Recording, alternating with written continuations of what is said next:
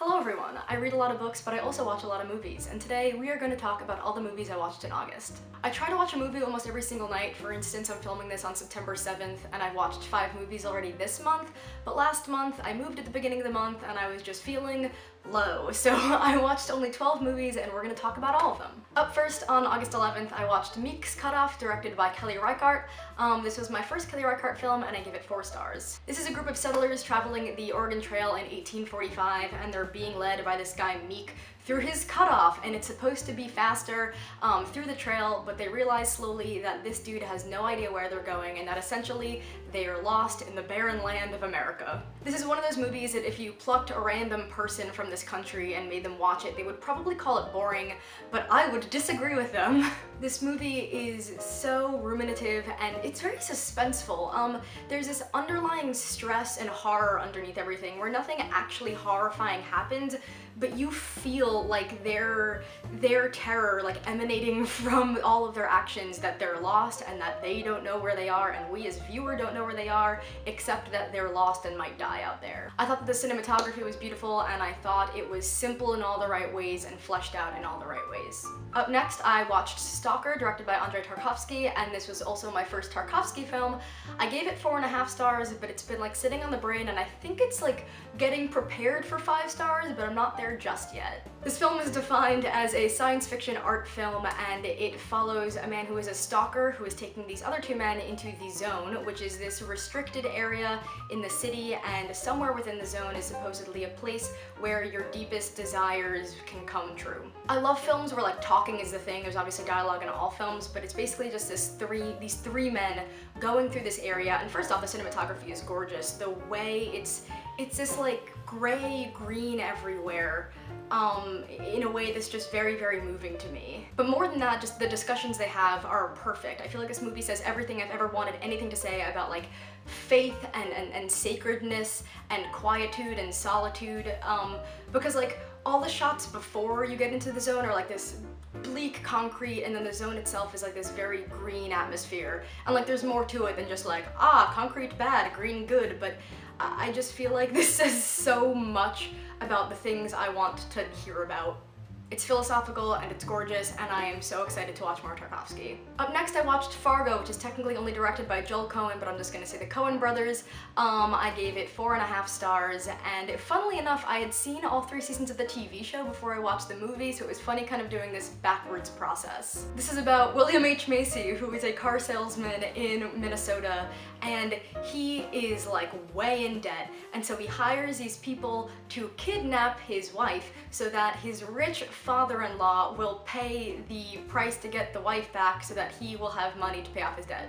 The thing I love about the film, which is the exact same thing that the TV show did, is that it is like this perfect encapsulation of Midwestern life. Like, I've never been to the Midwest, so maybe you can correct me if it's a terrible portrayal, but from having seen it and from having read a lot about it, it's just like, it's charming, it's funny, but it's also bleak, and it's suspenseful, the movie at least. Maybe not living in the Midwest, but Fargo the film is appropriately suspenseful. Macy is amazing in it, and also Frances McDormand plays the cop who's trying to figure it all out, and she is just charming and amazing, and their accents, like it's terrible to love a movie because of their accents, but like that's part of it. You like really get immersed in this Minnesotan culture and atmosphere, and it's wonderful. After that wonderful string of films, I watched The Evil Dead by Sam Raimi, which is not a bad film. I gave it 3 stars, but it wasn't amazing. It is about a group of college kids who go to this cabin, and when they get to the cabin, they kind of just awaken this demonic forest spirit, and then all of this gore ensues. I don't inherently hate gore in films, nor do I hate horror films, obviously, but it felt just kind of there. The gore happened, the acting performances underlying it didn't feel especially good. Talking about it, it almost seems like my score should go down, but I really think this is an example of this film wasn't for me as opposed to this film was bad. This just like this kind of like kitschy, sort of funny, the characters are all dumb and you know better than them, but they're still gonna do the dumb thing type horror just really isn't for me. What is for me is 5 Easy Pieces, directed by Bob Rafelson. I have no idea, and I gave this 4 stars. This film is about Jack Nicholson, who used to be a part of a very wealthy, piano-playing, tight-knit family, but he leaves that upper-class society to go work on oil rigs, and you just follow his life through this relationship that isn't meaningful to him, and then he has to go back to the rich family because because I think a family member is sick. It's kind of embarrassing that I neither remember this nor wrote it down, but you see him in his kind of middle-class life and then going back to this high society. This is not a topic that needs to be approached in a lot of media because ultimately it's kind of a first world problem, but I'm very interested in people who could choose to be a part of high society who leave it. There's this poem by Lawrence Ferlinghetti called Junkman's Obligado that I'm obsessed with, and there's this one line in it that's, I'm a social climber climbing downward. And that is exactly what I was thinking of when I was watching Five Easy Pieces. Like, who is this Jack Nicholson character who is willing to leave this, and why, and what does that say about society? First off, Jack Nicholson is great in this, as he is in everything, because he's charming, and I think you just really get to love his character even when he's sometimes being a prick. That's kind of, I feel like that's kind of Jack Nicholson's vibe. And just the character dynamics and the social dynamics and what this film is trying to say, I think all really appeal to me because of my particular life experiences. I also think it's shot well. It's wow. I'm just very glad I saw this one. Up next, I watched Goodfellas for the first time, directed by Martin Scorsese. I gave this 4 stars, which somehow feels too low for Goodfellas, ooh. Goodfellas is one of the iconic mafia movies. It is based on the real story of this guy Henry Hill, who basically just rises in the ranks of the mafia from his teenage years through his adult life. This is just one of the staples of film. I didn't really grow up watching movies, so there are a lot of classics that I haven't seen that I'm filling the gaps with. Like, I also haven't seen any of the Godfathers. I know that's blasphemous. We're just gonna have to live with that for a bit. I like the narration. I think this is something Scorsese frequently does. I think he did it in Taxi Driver. If I'm wrong, you can hate me.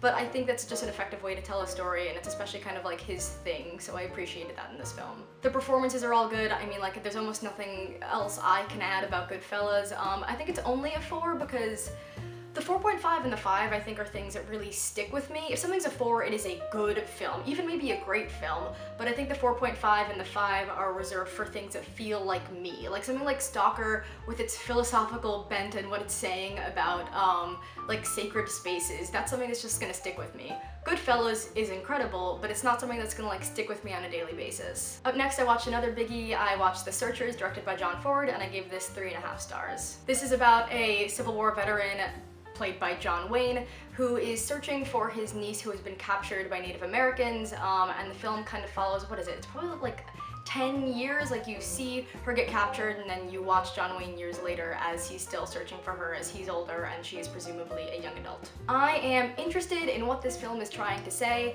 and I think it probably said it very well when it was released, but it is a tough film to watch in the year 2020. It's grappling with the ways that masculinity and racism intersect, and I think it's trying to say hypermasculinity is bad for racism because it will increase your racism.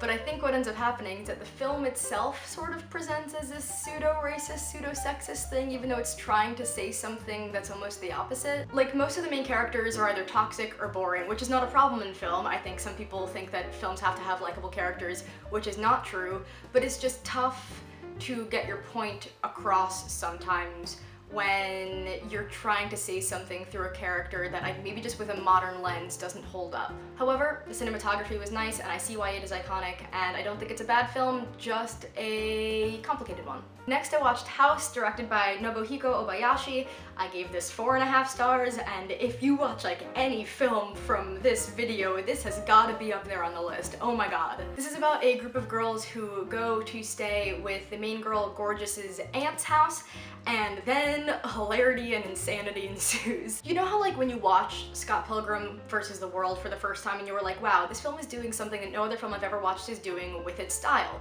It was doing the whole video game thing, and it seriously is like the only film that exists that does that. That's how I feel about House. The editing is this chaotic colorfulness, and the acting is, I don't think it's intentionally bad, but it's intentionally bombastic and out there and outrageous, and maybe, yeah, even a little bit cheesy. Like, the music is sonorous. It's like a haunted house movie because, like, these girls end up dying one by one. I don't think that's a spoiler, like, you know that about the genre. But, like, I can't begin to explain the scene where a girl is playing the piano and, like, the lights are just flashing. And I don't even just mean, like, the lights on set. I mean, like, the way it's edited, as if this video is just flashing, like, bright blue, bright purple, bright pink, and her fingers get bitten off, and it is so outrageous. But then underlying the entire film, the reason why they're going to the aunt's house at all is because Gorgeous was supposed to go on holiday with her father, but her father is bringing along a new woman who's gonna be her stepmom, and Gorgeous is like, hey, no, I don't want a stepmom, that's gonna be bad and scary because my mom died only a few years previous. So the real horror of the film is not the haunted house, it's having a stepmom, and I just think that's brilliant. Seriously, it is one of the most unique movies I've ever seen, and I cannot recommend it enough. Oh god, and then I watched The Act of Killing, directed by Joshua Oppenheimer. This is a documentary, and I don't watch a lot of documentaries for whatever reason. I gave this 4 stars, and this is characterized as essential viewing once in your life. This is a documentary that follows the men who committed the Indonesian mass killings from 1965 to 1966. The film follows the men for about 5 years as the men themselves are making this film of recreating the killings that they did. And you just learn about the motivation, you learn about these men's psyches, and it's chilling and disturbing all over. I think the way Oppenheimer manages to portray these men genuinely and like pseudo-sympathetically while also acknowledging that they like killed thousands and thousands of men, it's a very complicated line to toe, and I think the film does that very intelligently. It's genuinely disturbing though, and the director's cut's also about 3 hours long, so I would say you have to watch this. It's incredibly informative. It is like a masterclass in the documentary, but only watch it once and be prepared to be terrified. Then I watched Good Time, directed by the Safdie brothers, and I gave this 3.5 stars, which I kind of expected going in. This is about a man and his disabled brother, and they try to rob a bank, but they get caught, and the brother gets taken to jail, and the other brother tries to basically get him out of jail. Robert Pattinson and Ben Safdie both have incredible performances, and the film, just like Uncut Gems, is incredibly suspenseful, it's colorful. There are certain moments that I am from Long Island, which is a terrible thing about me, but there are things about this film that just feel so close to home. Like there was this one time where they're watching TV and this Celino and Barnes commercial comes on, which is like this law commercial that I saw like once a week growing up. So there are ways in which this film is personal to me, but it still didn't make it amazing. It's narratively very messy, and I also think it's trying to say something about racism because Robert Pattinson keeps getting away with everything as he leaves this trail of people of color who are getting caught by the police or beat up. So it's this, I think the Safdies are trying to do something, they just haven't done it yet, and then they get it right in Uncut Gems. Next I watched Grave of the Fireflies, directed by Isao Takahata. This was 4.5 stars, and I'm still recovering from this film. This is about a brother and a sister in Japan during World War II. Mind you, the sister is like, I think 4 years old, and the brother is I think like 14, so like they're young.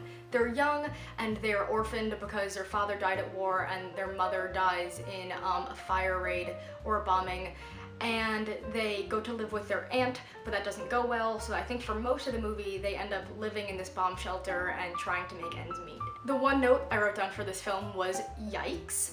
It was... depressing's the wrong word. It was heart-wrenching, like physically. Watching this film physically hurt me in the heart. You're watching the brother Seta try to take care of his sister. All he wants is to get food for her, but like the whole country is rationed and they have nothing. They're living in this shelter. It's just the two of them, by the way. It's not like a shelter where a lot of people are being taken care of.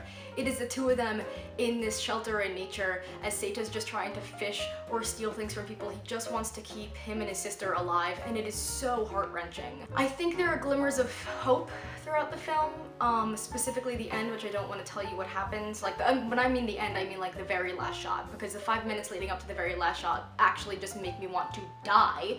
But it's beautiful. The animation is stunning also, but it manages to tug at the heartstrings without being emotionally manipulative. And finally, for the month of August, I watched Ali Fear Eats the Soul by Rainer Werner Fassbender. I could have pronounced all that wrong, and I gave it 3.5 stars. This is a film that takes place in post-World War II Germany, and it follows middle-aged woman Emmy, who strikes up a relationship with an Arab immigrant named Ali, and who is younger than her, this is important, as they try to make their relationship work in still a very, very, very racist and prejudiced Germany. I would say this is one of those films that is very well constructed, but isn't quite mine. Again, 3.5 is a good rating. It's slightly less than great, which I think would be a 4, but it's something that I think was done well. I think the characters are written well. but it's not something that I think will stick with me, and also not something I would jump to recommend someone, though if someone said they love this movie, I would also understand. I think it's a little slow moving, and for me to say that, that's crazy because Jim Jarmusch is my favorite director, and so slow moving isn't something that usually bothers me. I do think the characters are written very well. I think the way it tackles post-World War II racism, and especially there's this like shift in the film at one point where everyone's mean, like gross to Emmy once she strikes this relationship with Ali, but then they start realizing that, hey, Emmy was really beneficial to me in my life and I needed her to clean or I needed her to do these favors. So people start pretending to tuck away their racism because they need Emmy in their life. And I just think that's a very interesting thing for this film to tackle. So that is what I watched in August. I didn't read enough books to do a book wrap-up, but I'm hoping to do, for each month going forward, a book and a film wrap-up.